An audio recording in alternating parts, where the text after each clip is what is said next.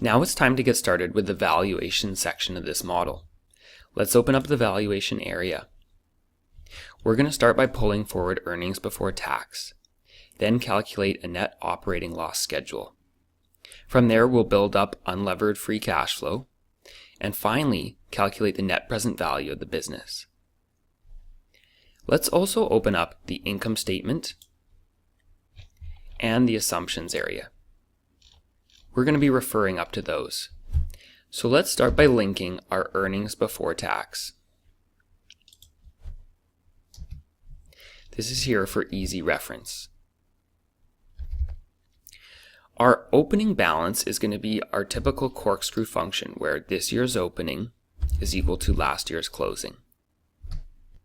Now we're going to pull forward the current loss in a year, but we only want to pull it forward if there's actually a loss. In order to do that, we're going to set this equal to if the current year's earnings before tax is less than 0,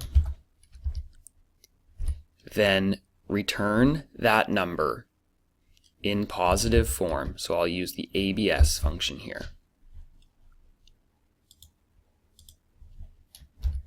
Otherwise, return 0 since there's no loss. Now I'm going to calculate the subtotal, which is the opening balance plus the loss that's added to the balance.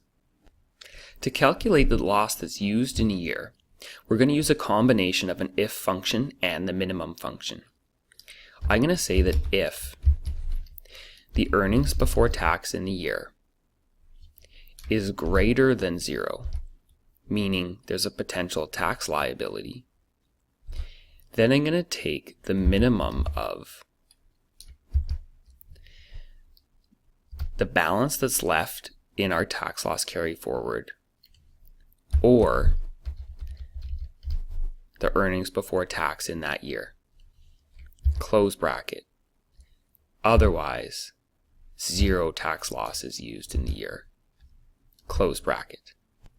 Now we're going to calculate the closing balance, which is equal to the subtotal minus any tax loss that's used in the year.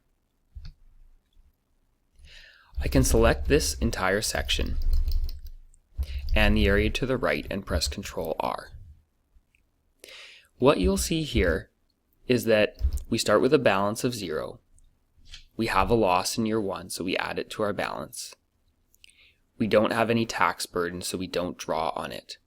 This feeds in the corkscrew fashion, adding another loss the next year and not using any of it. Then finally in 2018 things flip. We now have a potential tax liability. So because we had positive earnings before tax, we don't add a loss. We do, however, deduct our income by the full amount that we don't have to pay any tax because we have this pool available to us. We continue to drain the pool until it finally runs out in 2020. And at the end of this period, our tax loss carry forward no longer exists and we pay taxes in a normal way on income.